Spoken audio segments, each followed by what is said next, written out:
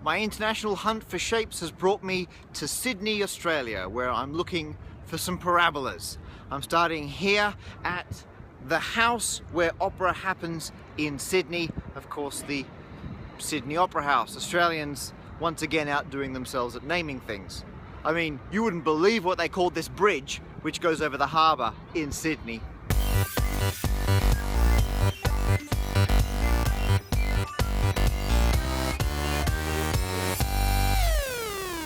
When construction began on the Sydney Opera House in 1957, they actually hadn't finalised what shape the sails were going to be. The Danish architect wanted them to be based on parabolas, or strictly speaking, a paraboloid. If you take a parabola, which is a plot of the x-squared function, and then you rotate that shape through 3D space, you end up with a paraboloid. The idea was the shape of the sails would be based on sections of a paraboloid. The problem is the ribs underneath the tiles you can see, the kind of concrete skeleton of the structure, each bit would have to be different. There'd be loads and loads of different pieces because a paraboloid changes curvature as you move around it. Even the shiny tiles you can see would be an issue because the curvature changes underneath them. You would need different tiles for different parts of the structure. It turned out a paraboloid simply wasn't practical. If you're in Sydney and you want a parabola, then you have to turn over here to the Sydney Harbour Bridge and be disappointed. It's not a parabola. Seen here in silhouette against the sunset, the shape of the bridge is actually a catenary. A catenary, or catenary, is named after a chain. Chains are completely flexible. If I hold this from the top, it always hangs straight down. Even if I try and change the angle at the top, always straight down under gravity. A chain is always in pure tension. So if I support it from both ends, I get this shape. Looks a lot like a parabola. A lot of mathematicians over the centuries have argued it's a parabola. It's actually a subtly different shape. This is the shape that a piece of string or chain takes when it's solely under tension. You've got gravity going down, each link is effectively completely flexible, and so this is a shape where the forces run directly along the line of the shape. Were we to flip this upside down and have gravity going the other way, you end up with the perfect shape that's only in compression. All forces are sent exactly along the structure, and that's why it's the ideal shape for a bridge. If you're now expecting me to make a joke about being in Australia and being upside down, prepare to be sorely disappointed. So Sydney Harbour Bridge, no parabolas.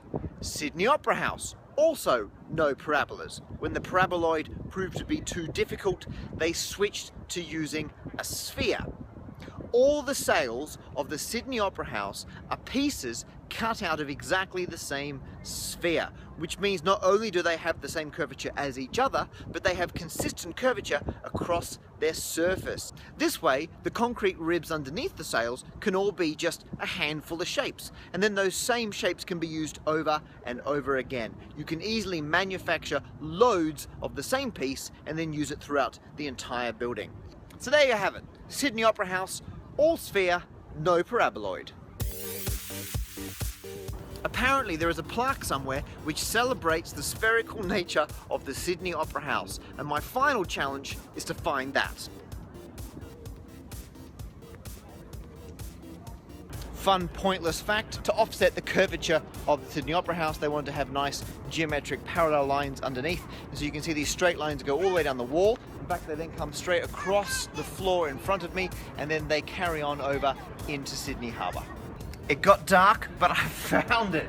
So here it is, it's the plaque, it's bigger than I expected. It shows the original sphere that the bits were based on, then shows the sphere with the sections cut out, and finally them arranged in the shape they are in the Sydney Opera House.